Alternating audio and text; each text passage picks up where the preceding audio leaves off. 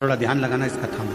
से लक्ष्मी पूजन में दो चीजों का होना जरूरी होता है। पहले नंबर पर कमल गट्टा या कमल का फूल, नंबर पर है गू और हल्दी। धनतेरस के दिन एक बेलपत्री, एक पीला हल्दी का चावल, एक दाना चावल और एक जम के बोलो कमल, एक कमल भगवान शंकर के शिवलिंग को समर्पित करिए। भगवान शंकर के शिवलिंग को समर्पित बड़े भाव के साथ में, आनंद के साथ में और दिल से बाबा से 5 दिन। ये दीपावली के समय पे धनतेरस, रूप चौदस, दीपावली, पड़वा और दो और उधर भी जब पूर्णिमा आएगी उसके पहले आपको कभी कहना नहीं पड़ेगा किसी के आगे कि भैया मुझे 500 की जरूरत है, तेरी जेब और तेरा घर भरा ही। ये 5 दिन इधर के 5 दिन उधर, बड़े प्रेम से। दीपावली पूजन का मुहूर्त देख लो, रात का हो तो रात का समय देखकर आराम से करो, पर बाकी की जितनी पूजन 4 दिन की सब प्रदोष काल में करो, सब प्रदोष। और दीपावली महापर्व में हम क्या कर सकते हैं? हम क्या भगवान को दे सकते हैं? अभी आपको कहा कि सारी दुनिया लक्ष्मी को चाहती है, पर लक्ष्मी से कोई पूछे कि तू क्या चाहता है? ये भी चढ़ाना चाहिए। घर में सामर्थ्यता नहीं है और कर जाकर कर तुम सामान लेकर माता लक्ष्मी को चढ़ाओ, लक्ष्मी जी कभी प्रसन्न नहीं होगी। लक्ष्मी कहती है कि तेरे दिल से तू मुझे जैसा रिझा सकता है वैसे रिझाना। अगर तू केवल दीप लगा देगा ना, उतने में भी खुश हो जाऊंगी और तेरा भंडार भर कर चलेगा। मृत्यु लोक में रहने वाला मानव अगर धनवंतरी की पूजन करता है, धनतेरस के दिन कार्तिक महीने में पड़ने वाली सुंदर त्रयोदशी तिथि को जो धनवंतरी की पूजन करेगा, उसके घर से लक्ष्मी कभी बाहर नहीं जाएगी। अपने घर में माता लक्ष्मी की धनवंतरी का पूजन करो। पूजन का विधान बताते हुए स्वयं शास्त्र वर्णन करता है हमारे यहाँ। धनतेरस के दिन की जो पूजन है, उस धनतेरस के दिन की पूजन में आप अपने घर में जितनी भी, अब लक्ष्मी की पूजन जब आप करें, दीपावली की पूजन करें, उसमें मुहूर्त देखिए, मनाना मुहूर्त पूछिए, मनाना। कोई मुहूर्त लिखा हुआ है उसका स्मरण करें।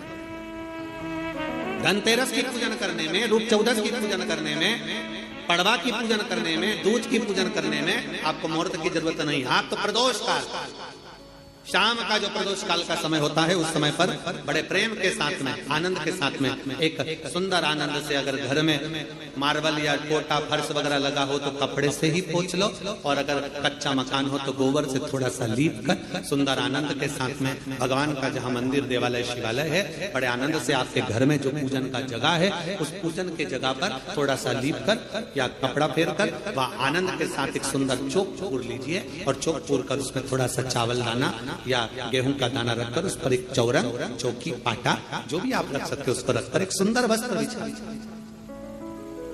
वस्त्र बिछाकर एक सुंदर सी थाली में स्वस्तिक कंकु के रोली का एक स्वस्तिक बनाइए, बनाकर उसको थाली के ऊपर, उसको पाटे के ऊपर जो कपड़ा बिछा है उसके ऊपर रख दीजिए।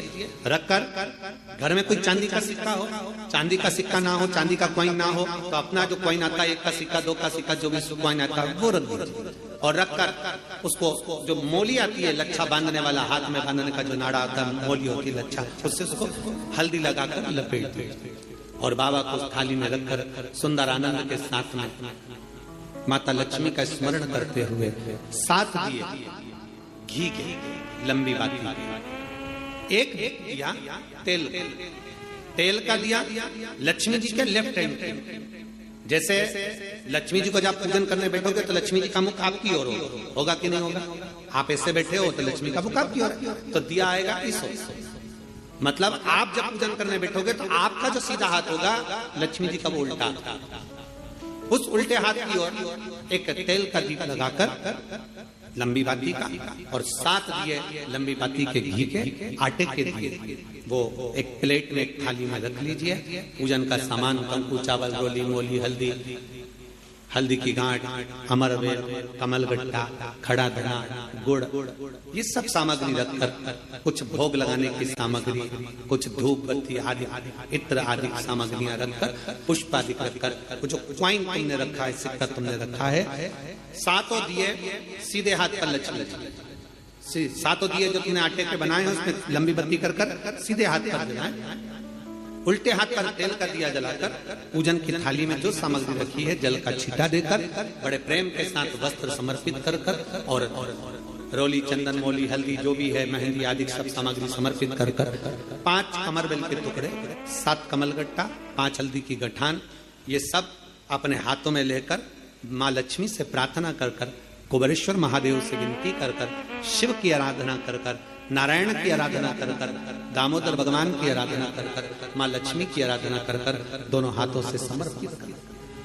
कंकु, रौली उस सिक्के के ऊपर धीरे धीरे कर कर डालें, हल्दी धीरे धीरे कर कर उस पर डालें, और जो 7 दिए आप भोग लगाने के बाद, प्रसाद रखने के बाद में फिर जब 7 दिए जो तुमने थाली में लिए हैं, प्लेट में लिए हैं, उससे माता लक्ष्मी की आरती करिए, कुबेरेश्वर महादेव का स्मरण कर कर आरती करिए। आरती रख दो, पर आरती को लेना नहीं, आरती भगवान की, भगवान को समझ। आरती झोली पसार कर माता लक्ष्मी से प्रार्थना करिए, माँ मैंने कुबेरेश्वर बाबा से विनय करी है, मैंने कुबेर भंडारी से विनय करी है, माँ आप नारायण के साथ, कुबेर के साथ, रिद्धि सिद्धि के साथ, गणेश जी महाराज के साथ आप मेरे घर में पधारो, मेरे घर आप आइए, आपका निवास बनाइए, आप रुकिए।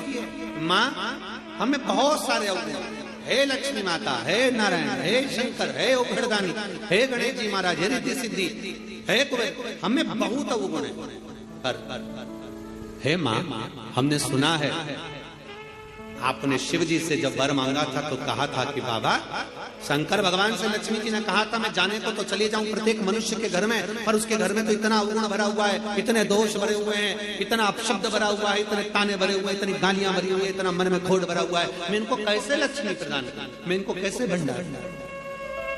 तब माँ आपने तुरंत भगवान शंकर से कहा तो शिव जी ने कहा लक्ष्मी जब आप शिव की साक्षी में किसी के घर में प्रवेश करो तो अवगुण मत देखना, उसके गुण देखकर प्रवेश कर जाओ। रूप 14, दीपावली, पड़वा, दूध, ये 5 दिन इधर के, और 5 दिन देव दीपावली के हम एक बेलपत्री, एक पीला चावल, हल्दी में रंगा हुआ पीला चावल, और एक बेलपत्री, एक कमलगट्टा भगवान शंकर की शिवलिंग पर समर्पित करने का प्रयास है। परंतु ये बेलपत्री, पीला चावल और एक कमलगट्टा, ये 5 दिन तो तुम ये दीपावली के पर्व के, और 5 दिन जो पचवीगन आएगा, पूर्णिमा का समय जब आएगा, उस समय अगर आपने ये दोनों समय पर एक बेलपत्री, एक पीला चावल, एक कमलगट्टा भगवान शंकर के शिवलिंग पर समर्पित करना प्रारंभ करा, ये 5 दिन इधर के और 5 दिन उधर के, आपको कभी कहना नहीं पड़ेगा किसी के आगे कि भैया मुझे 500 की जरूरत है, तेरी जेब और तेरा घर भरा ही। रूप 14, दीपावली, पड़वा, दूध, ये 5 दिन इधर के, और 5 दिन देव दीपावली के हम एक बेलपत्री, एक पीला चावल, हल्दी में रंगा हुआ पीला चावल, और एक बेलपत्री, एक कमलगट्टा भगवान शंकर की शिवलिंग पर समर्पित करने का प्रयास है। परंतु ये बेलपत्री, पीला चावल और एक कमलगट्टा, ये 5 दिन तो तुम ये दीपावली के पर्व के, और 5 दिन जो पचवीगन आएगा, पूर्णिमा का समय जब आएगा, उस समय अगर आपने ये दोनों समय पर एक बेलपत्री, एक पीला चावल, एक कमलगट्टा भगवान शंकर के शिवलिंग पर समर्पित करना प्रारंभ करा, ये 5 दिन इधर के और 5 दिन उधर के, आपको कभी कहना नहीं पड़ेगा किसी के आगे कि भैया मुझे 500 की जरूरत है, तेरी जेब और तेरा घर भरा ही। ये जो झाड़ू को अपन लक्ष्मी पूजन के दिन पूजन करते हैं, धनतेरस के दिन खरीदते हैं, रखते हैं, पूजन करते हैं, या अच्छे दिन देखकर उसको लाते हैं, केवल 5 दिन बताए हैं, परंतु उसमें अपन 3 दिन मान्य करो जिस दिन झाड़ू नहीं खरीदी है, एक अमावस्या, दूसरी एकादशी और तीसरी पूर्णिमा। इस कार्तिक के महत्व में, इस कार्तिक के महत्वता में आज आप सबने धनतेरस पूजन की महत्वता को जाना, और ये पूजन 5 दिन तक आप जिस जगह पर पहले दिन पूजन कर रहे हो धनतेरस की, जैसे आपने धनतेरस कोई समय प्रदोष काल का देखकर बड़े प्रेम से लीप कर चौकी रखकर बड़े आनंद के साथ में कपड़ा बिछाकर उस पर थाली रखकर सुंदर भाव के साथ धनतेरस की पूजन करो और मेरे कुबेरेश्वर महादेव का स्मरण करो। ये लक्ष्मी का दीप कभी भी गोल बत्ती का नहीं होता, लक्ष्मी का दीप हमेशा लंबी बत्ती का होता, हमेशा लंबी बत्ती का होता। बाती जो लगाई जाती है दीपावली पर लगाओ, चाहे आप धनतेरस पर लगाओ, चाहे आप रूप चौदस पर लगाओ, चाहे पड़वा पर लगाओ, चाहे दूज पर लगाओ, बाती हमेशा लंबी होना चाहिए, लंबी बाती, चाहे तेल की लगा रहे हो चाहे घी की लगा रहे हो। भाव से बैकुंठ ये सुंदर रूप चौदस की जो पूजन का विधान है, आपको धनतेरस की पूजन का जो विधान बताया था, धनतेरस की पूजन का जैसा विधान था, पहुंचकर पाटे को बिछाकर चौक पूर कर जिस थाली में आपने स्वस्तिक बनाकर जो सिक्का रखा है उसी में एक सिक्का और रखकर उसकी पूजन अर्चना करना है, वैसी की वैसी ही जैसा पहले कल कहा गया। रोली, चावल, हल्दी, मोली, मेहंदी, सिंदूर आदि सब चढ़ाते हुए और साथ में 2 दीप लगेंगे। रूप चौदस के दिन 2 दीप है, एक दीप है घी का लंबी बत्ती का जो लक्ष्मी जी के सीधे हाथ पर आएगा, दूसरा दीप है घी का दीप भी आटे का आएगा और तेल का दीप भी आटे का आएगा। जो तेल का दीप लगेगा वो थोड़ा सा दिया बड़ा लेना, उसमें 4 लंबी लंबी बत्तियां रखना, सरसों का तेल या मीठा तेल या तिल्ली का तेल जो भी मिल जाए उसके अंदर डाल लेना, 4 बत्ती ये लक्ष्मी जी के लेफ्ट हैंड की ओर आएगी। उसी आटे का तेल का जो दिया रहेगा उसके अंदर या तो पीली सरसों या काली सरसों जो राई होती है, सरसों होती है, उसके थोड़े से दाने उसमें डाल दिए जाते हैं। लक्ष्मी जी का पूरा पूजन बड़े भाव से करिए, जल का छिटा दीजिए, रोली, चावल, मोली, हल्दी जो भी है आपके पास समर्पित करने के लिए पूजन की थाली में वो समर्पित करिए, मीठे का भोग लगाइए और भोग लगाने के बाद में बड़े प्रेम से 5 कमलगट्टे, 5 हल्दी की गठान, 5 अमरबेल के टुकड़े। अमरबेल होती है एक लंबी सी बेल, पेड़ों पर चलती है पीले कलर की, जो कि पूरे पेड़ पर छाई रहती है, उसको कहीं पर भी डाल दिया जाए वो बढ़ती चली जाती है, वो हमारे वंश की वृद्धि के लिए, लक्ष्मी की वृद्धि के लिए श्रेष्ठतम मानी जाती है। 5 टुकड़े अमरबेल के, 5 हल्दी की गठान, 5 कमलगट्टे दोनों हाथ में लेकर मां लक्ष्मी से प्रार्थना करते हुए उन सिक्कों पर समर्पित कर दीजिए। सिक्कों पर समर्पित कर जो घी का दिया लगाया है तुमने लक्ष्मी जी के सीधे हाथ पर, उसको उठाकर माता की आरती कर लीजिए। जो तेल का दिया है, घी का दिया वापस रखकर आरती के बाद में जो तेल का दिया है 4 बत्ती वाला जो तुम जलाकर रखी हो, उसको पूरे घर में घुमाकर, रूप चतुर्दशी के दिन, रूप चौदस के दिन, नरक चौदस के दिन पूरे घर में घुमाकर, सारे घर के दरवाजे खोलकर बड़े प्रेम से घुमाकर मुख्य द्वार के बीच में जो घर से बाहर निकलने वाला द्वार है उसके ठीक बीचों बीच वो दिया 4 बत्ती का रख देना चाहिए। कुछ देर के लिए दरवाजे खुले रखना चाहिए। पूरे घर में माता लक्ष्मी का स्मरण करते हुए श्री शिवाय नमस्तुभ्यम बोलते हुए दिया रखकर जब वापिस आए, माता लक्ष्मी को झोली पसार कर प्रणाम कर कर कहें, माँ हमारे घर में निवास करो, आपका भंडार सदा भरा रहे। साथ ऐसी ही ये रूप चतुर्दशी की पूजन का विधान है। ये रूप चतुर्दशी की पूजन का विधान, जो थाली आपने धनतेरस के दिन रखी है उस थाली को आप रात्रि को हटा सकते हो, दूसरे दिन फिर वही थाली रखा जाती है।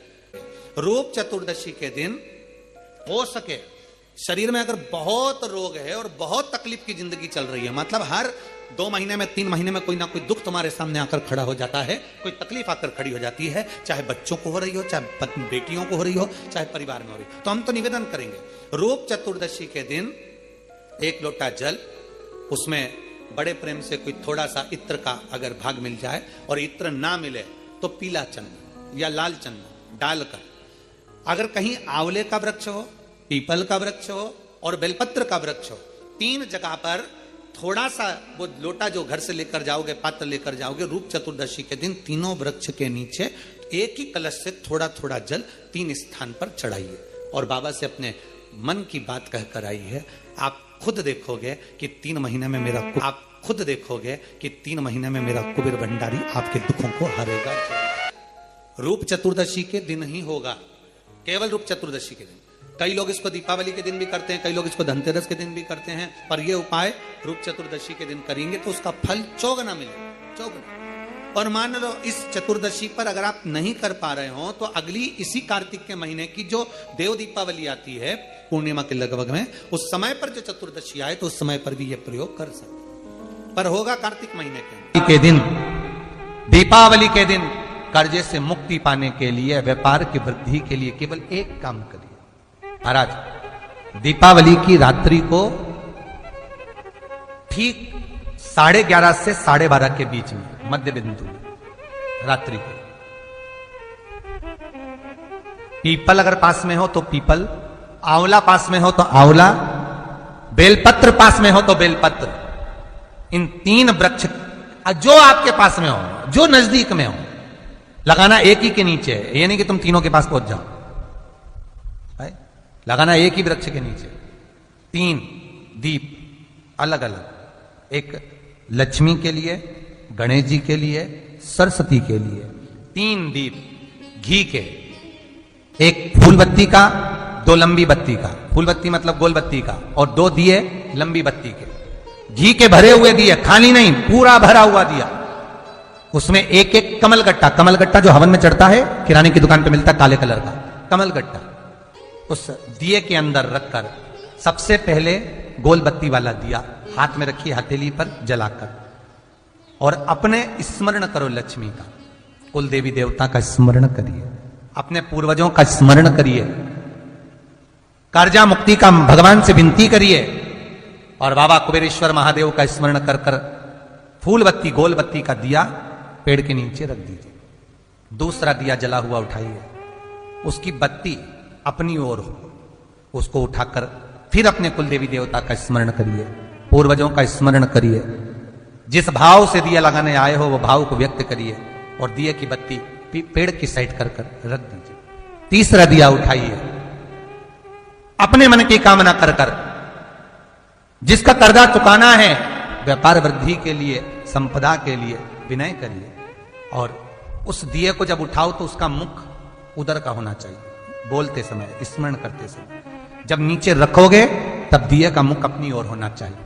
झोली पसार कर वृक्ष के नीचे प्रणाम करिए, नमन करिए, और झोली को वापस अपनी ओर गिरा लीजिए, घर चले जाइए, पलट कर मत देखिए, सीधे घर प्रवेश करो, और घर में जाकर अपने लक्ष्मी की जो पूजन करी है वहां प्रणाम कर लो साहब। 1 रुपया पूजन वाली जगह पर जहां लक्ष्मी की पूजन करी थी वहां 1 रुपया कोई रखा हो, कोई चांदी का सिक्का रखा हो, उसको उसी समय अलमारी में या तिजोरी में पटक दीजिए। जिंदगी में कभी संपदा की कमी नहीं आ सकती। कितना भी कर्जा होगा, माता लक्ष्मी, गणेश और सरस्वती, भगवान कुबेरेश्वर महादेव साल भर के अंदर ऐसा व्यापार खींचेंगे कि तेरा कर्जा चुक जाएगा। दूसरी बात, सबसे बड़ा महत्व यही है, अगर हमारे पास में जो है, हमारे को जो भगवान भोलेनाथ ने दिया है, हमको जो नारायण ने दिया है, उसी के अनुसार हम भगवान की सेवा करें। धनतेरस ये नहीं कहती कि आपके पास में कुछ नहीं है तो आप कर्जा कर कर चांदी के बर्तन खरीद के लाओ। धनतेरस ये नहीं कहती कि आपके पास में कुछ नहीं है तो कर्जा कर कर आप सोने की अंगूठी बनवा कर लाओ। धनतेरस ये नहीं कहती कि आपके पास में कुछ नहीं है तो कुछ घर का ही सामान बेचकर हम दूसरी सामग्री लेकर जाए। नहीं नहीं नहीं, धनतेरस कभी नहीं कहती। माता लक्ष्मी की कथा, धनवंतरी की कथा नहीं कहती कि आप कर्जा लेकर अपने घर में फ्रिज लाएं, वॉशिंग मशीन लाएं, या सामान लाएं, या कपड़े लाएं, या वस्त्र लाएं, या आभूषण लाएं। कई लोगों ने धनतेरस के महत्व को बिगाड़ दिया कि हमको धनतेरस के दिन सामान लेकर आना है, चांदी का बर्तन लेकर आना है, ये सामान लेकर आना है, वो सामान लेकर आना। लाओ, मना नहीं है, धनतेरस का दिन ही है, धनवंतरी का दिवस ही है। क्योंकि धनवंतरी देव जब मंथन के समय पर प्रकट हुए थे महाराज, शरद पूर्णिमा के दिन जब मंथन हुआ था तो उसमें चंद्र प्रकट हुए। मंथन का क्रम प्रारंभ हुआ, कार्तिक की द्वादशी के दिन जो मंथन हुआ उसमें कामधेनु गाय प्रकट हुई, और मंथन प्रकट हुआ।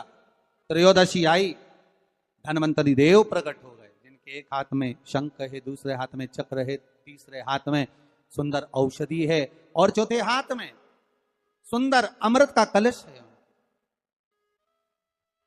स्वयं धनवंतरी देव प्रकट होते। और ये धनवंतरी है कौन? भगवान विष्णु का ही एक अंश।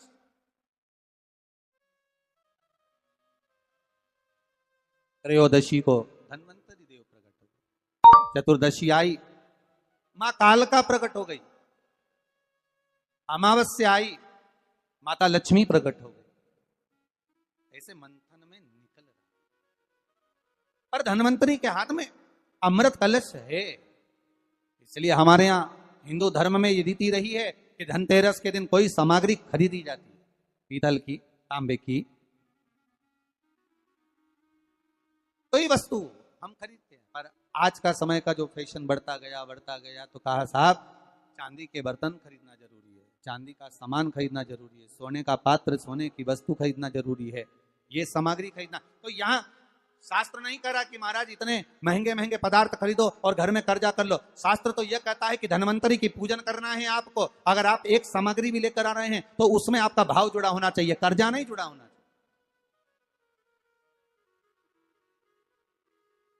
मेरा निवेदन रहेगा घर के बच्चों से भी, घर की माताओं से भी, घर की बहुओं से भी, घर की बेटियों से भी, आपके पिता, आपके घर के बुजुर्ग, आपके घर के बड़े, जिनकी जितनी सामर्थ्यता है और सामर्थ्यता के अनुसार अगर वो आपके यहां पर एक तांबे की एक प्लेट भी लाकर दे रहे हैं, तांबे का एक पात्र भी लाकर दे रहे हैं, एक छोटा सा वस्तु भी लाकर दे रहे हैं, तो आप समझना कि धन्वंतरी देवता की कृपा हुई है और हमारे घर में आज ये वस्तु प्राप्त हुई, हमारे घर में आज ये वस्तु आई है। उसी को आप स्वर्ण की मान ले, उसी को आप चांदी की मान ले और उसी का पूजन कर। महाराज धनतेरस की कथा तो आप लोगों ने श्रवण करी होगी पहले, धन्वंतरी की कथा। एक बार भगवान विष्णु मृत्यु लोक में भ्रमण करने निकले और भगवान विष्णु जब मृत्यु लोक में भ्रमण करने के लिए निकलते हैं, बड़े आनंद में जा रहे हैं। देवऋषि नारद उनका दर्शन कर रहे हैं, श्री नारद जी महाराज देख रहे हैं भगवान विष्णु जा रहे हैं, माता लक्ष्मी इनके पीछे पीछे चली। भगवान विष्णु ने पलटकर देखा, लक्ष्मी आप कहां आ रही हो? लक्ष्मी जी बोली, प्रभु मेरे को आपके साथ चलना। भगवान बोले, लक्ष्मी आप हमारे पीछे, हम दक्षिण की ओर जा रहे हैं और आप हमारे पीछे पीछे आ रही हो, इस दक्षिण की ओर आपको नहीं आना चाहिए, आप रुको। लक्ष्मी जी मानी नहीं।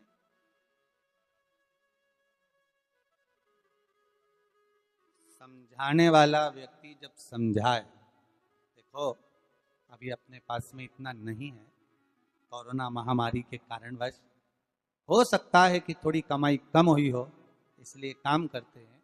कोई वस्तु लेना है तो अपन बाद में ले लेंगे, अपन बाद में प्राप्त कर लेंगे।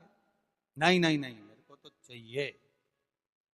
मालूम पड़े जिद पे अड़ गए, बहुत कुछ भी हो जाए मुझे तो ये सामान लाकर देना ही पड़ेगा, तो ये श्रेष्ठता नहीं। भगवान विष्णु लक्ष्मी जी से तुरंत, लक्ष्मी कहां जा रही हो?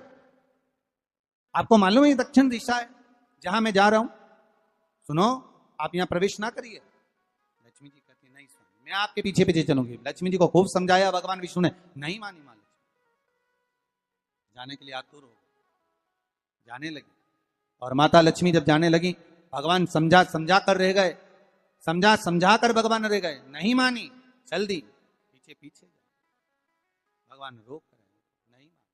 चलते चलते लक्ष्मी जी ने क्या देखा कि एक सुंदर गन्ने का ईख का एक खेत है।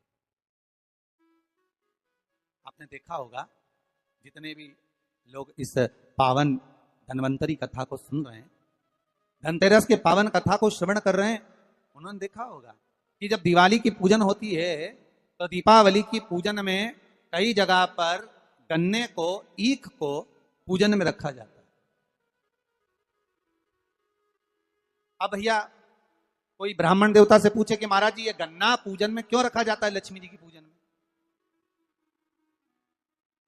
आपके बच्चे भी आपसे पूछ सकते हैं, मम्मी ये गन्ने का क्या प्रयोग है, ये ईख का क्या प्रयोग है कि माता लक्ष्मी की पूजन में गन्ना रखा जाए, ईख रखी जाए, इसका प्रयोग क्या? तो वो प्रयोग ये धन्वंतरी की कथा में आ रहा है, ये धनतेरस की कथा में आ रहा है। महाराज हिंदू धर्म के अंतर्गत भगवान की पूजन में जो जो सामग्री चढ़ती है उसका कहीं ना कुछ प्रमाण जरूर रहता, जरूर। अगर भगवान पर कोई वस्तु चढ़ी है, हमारे भोलेनाथ जी पर अगर धतूरा चढ़ा है, बेलपत्र चढ़ा है, समी पत्र चढ़ा है, हमारे भोलेनाथ जी पर अगर श्वेत पुष्प चढ़ा है, श्री गणेश जी महाराज को कहीं दुर्वा चढ़ी है, मां जगत जननी जगदम्बा को लाल पुष्प समर्पित किए गए हैं, उसका प्रमाण कहीं ना कहीं हमारे शास्त्रों में मिलता ही है। उसका प्रमाण हमारे शास्त्रों में मिलेगा। गन्ने का ईख का प्रमाण यहां आता है धन्वंतरी की कथा में कि माता लक्ष्मी गन्ने के खेत को देखकर, माता लक्ष्मी ईख के खेत को देखकर रुक गई और ईख के खेत को देखकर रुकी और भगवान विष्णु आगे बढ़ गए। गन्ने के खेत को जब माता लक्ष्मी ने देखा, उसमें से एक गन्ने का टुकड़ा, एक ईख का टुकड़ा माता लक्ष्मी ने तोड़ लिया।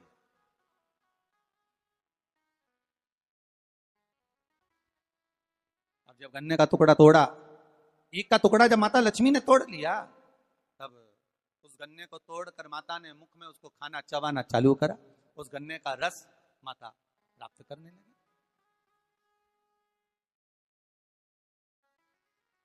उस गन्ने के रस को, उस शुगर को,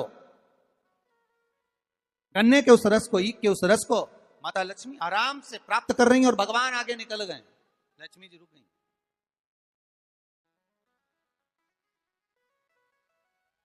देखा माने, स्वामी तो आगे चले गए। स्वामी ने पलटकर देखा, लक्ष्मी गई कहां? भगवान जब वापिस आ रहे थे लक्ष्मी जी को ढूंढने के लिए, देखने के लिए, तब माता लक्ष्मी उस गन्ने के खेत में खड़ी होकर गन्ने को खाते हुए जब देखी गई, भगवान विष्णु ने कहा, लक्ष्मी आपने श्रेष्ठता का कर्म नहीं करा।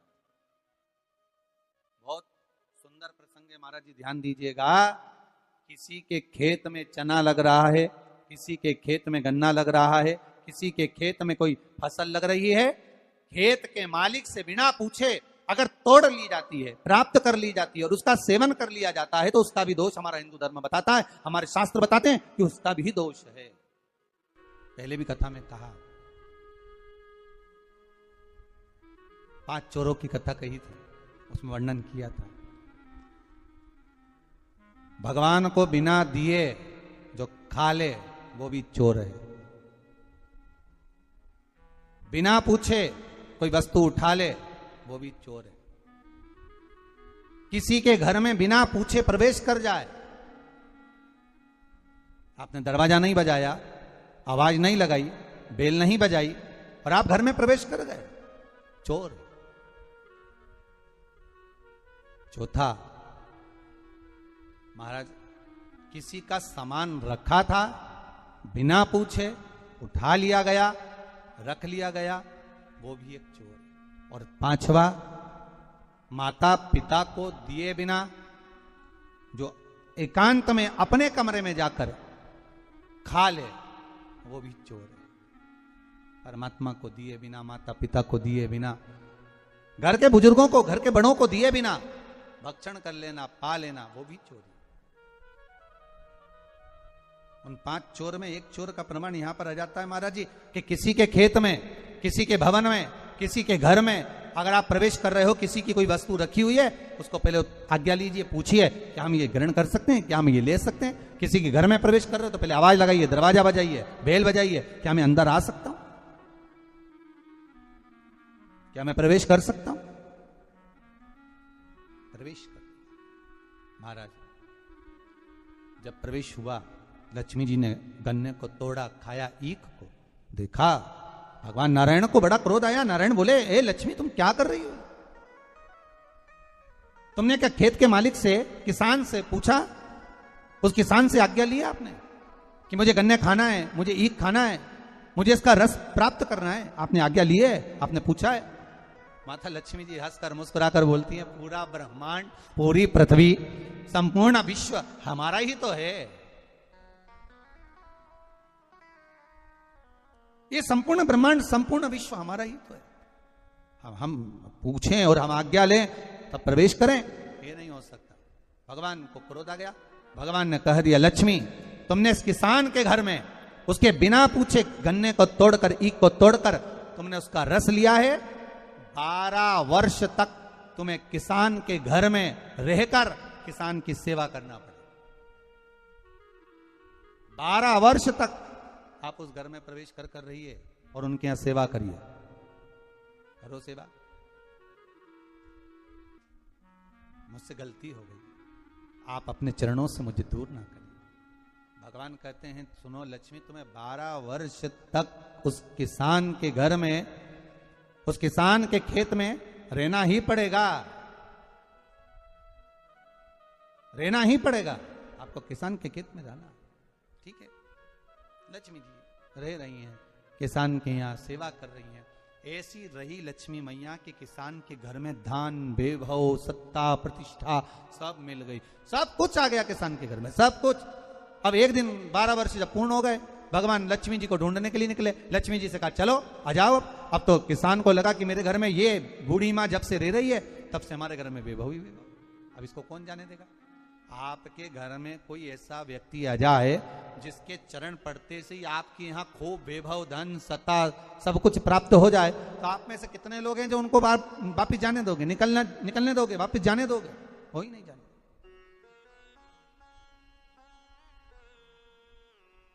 महाराज कौन जाने? थोड़ा और रुक जाइए, और रुकिए, और रुकिए। माता जाने का कहती हैं, किसान रोक लेता है। एक दिन भगवान विष्णु ही आ गए उस किसान के घर पर, और भगवान नारायण किसान के घर पर पहुंचे और पहुंचकर कहा अब हमको, ये लक्ष्मी है, हमें जाना है, आप हमको जाने दीजिए। किसान को कहा, किसान पहचान नहीं पा रहा, भगवान बुजुर्ग का रूप रख कर आए। जैसे लक्ष्मी एक बूढ़ी का रूप रखकर सेवा कर रही है, उसी तरह किसान भी बूढ़े का रूप रखकर सेवा कर रहा है। महाराज भगवान ने किसान को कहा कि तुम गंगा नहाकर आओ, तब हम जाएंगे। गंगा नहाते समय किसान के हाथ में कौड़ी दे दी। 4 कौड़ी लेकर किसान गंगा नहाने गया। जैसे ही गंगा जी में कौड़ी डालने को कहा, गंगा मैया प्रकट हो गई। किसान पूछता है आप कौन? गंगा जी कहती है मैं विष्णुपदी गंगा हूं, आप क्यों प्रकटी हो? गंगा जी ने कहा आपको मालूम है ये कौड़ी किसने दी है? नहीं, तुम्हारे घर में जो है वो नारायण है, नारायण ने दिया।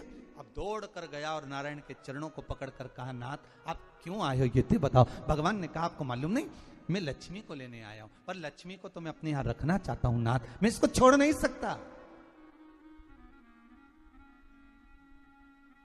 मैं लक्ष्मी जी को छोड़ नहीं सकता, मैं इनको लेकर जाऊं। किसान रोने लगा। तब भगवान नारायण ने धनतेरस की पूजन का महत्व समझाया। तब भगवान ने धनतेरस की पूजन का महत्व समझाया। सुनो किसान, मृत्यु लोक में रहने वाला मानव अगर धनवंतरी की पूजन करता है, धनतेरस के दिन कार्तिक महीने में पड़ने वाली सुंदर त्रयोदशी तिथि को जो धनवंतरी की पूजन करेगा, उसके घर से लक्ष्मी कभी बाहर नहीं जाएगी। नारायण जैसे बोले तो किसान तुरंत प्रसन्न हो गया। प्रभु प्रभु आप मुझे वो उपाय, आप मुझे वो पूजा का प्रयोग, आप मुझे वो महत्व उस धनवंतरी पूजन का, उस धनतेरस की पूजन का बता दीजिए, जिससे मेरा कल्याण हो जाए, जिससे मेरा उद्धार हो। भगवान विष्णु बोले किसान सुनो, ये धनवंतरी मेरा ही एक अंश होता है। जैसे मेरे हाथ में शंख चक्र गदा पद्म सब धारण करा हुआ हूं, उसी तरह धनवंतरी का स्वरूप का यदि आप दर्शन करेंगे, आप धनवंतरी के चित्र का अगर दर्शन करेंगे तो एक हाथ में उनके भी चक्र है, एक हाथ में उनके शंख है, एक हाथ में उनके औषधि है, एक हाथ में उनके अमृत का कलश है, और भगवान स्वयं नारायण का अंश प्रकट हो रहा है। बोल धनवंतरी भगवान की, धनवंतरी भगवान की। कहते हैं धनवंतरी भगवान का प्रागट्य जब हुआ था तो भगवान शंकर ने धनवंतरी देव को देखकर कहा वाह रे प्रभु वाह, क्या सुंदर स्वरूप धारण कर आए हो प्रभु। जब मेरे लिए विष लेकर आए थे तब एक आनंद दूसरा था, पर आज अमृत लेकर आए हो उसका आनंद दूसरा है।